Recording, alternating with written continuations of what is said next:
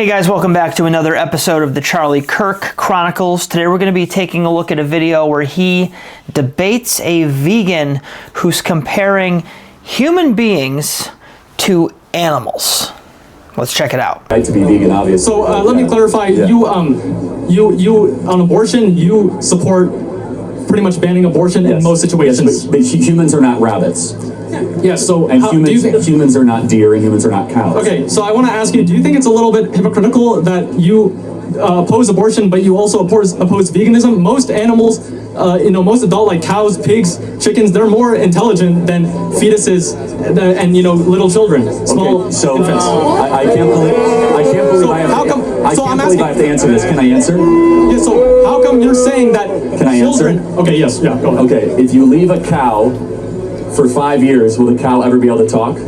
No. If you leave a fetus for 5 years, will the fetus be able to talk? Yeah. Okay, Sure. so Maybe. then which one has reason and a soul and can make sense of the natural world, aka an elevated being worthy of protection? But that's a cow not- or a human being? That's not a good argument. That's like saying mute humans that are born that are without the ability to speak can't have rights. It's not just about speaking, it's about reason, it's about having a soul, it's about being not an animal. What is a human being to you?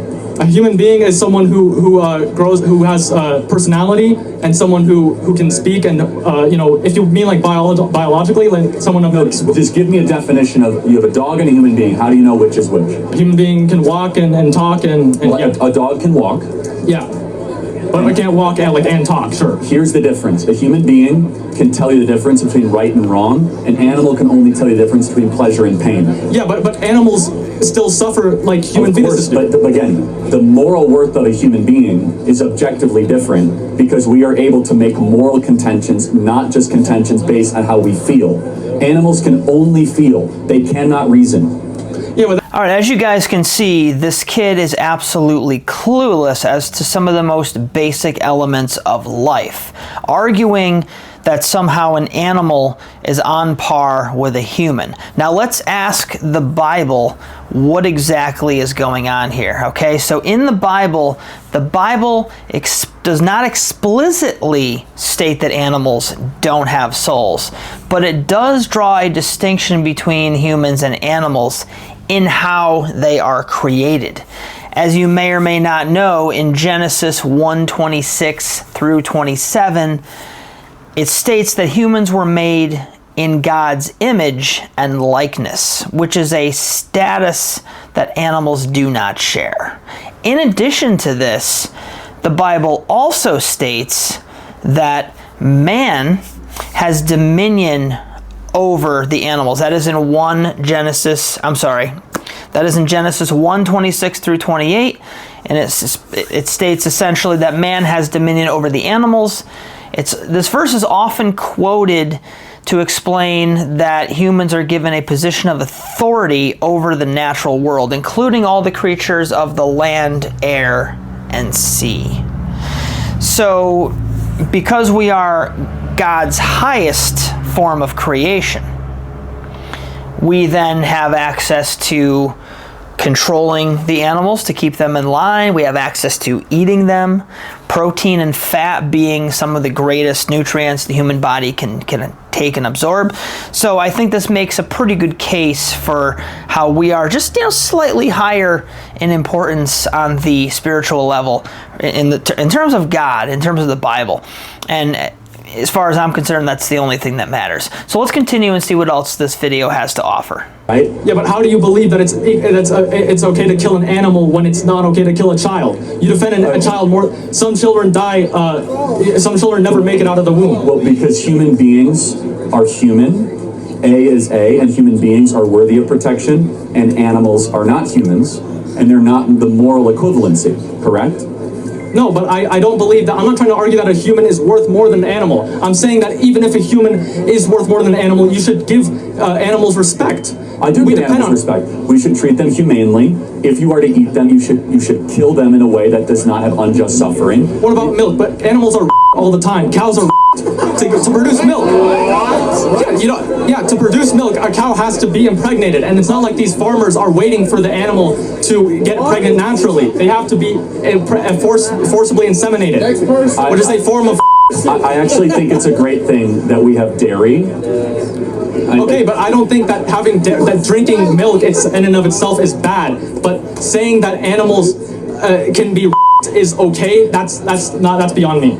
You think that cows are being? I got to be honest. Yes. I've been doing this for 12 years. I've never heard that before. Yes, but they are because they're not referred to as being. They're said to be forcibly inseminated. How come that's okay, but being a small child is not? I would not.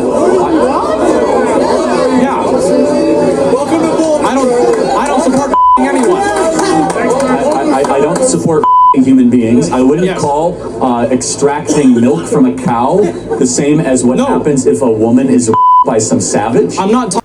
So that clip basically just shows the argument, the debate, kind of just moving forward. Kind of shocking, though, that the kid would compare a baby to like a pig.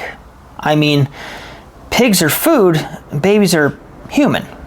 So again, these people, this generation, it's just shocking how, like, I don't even want to use the word stupid, but just illogical and unreasonable they are. It's like they don't know how to think. I don't know. Let's see what comes up next. Make sure we are consistent, just so we're consistent. Do you believe that we should limit the unjust suffering of insects? Well, and I don't believe that. I don't believe in intentionally killing insects either.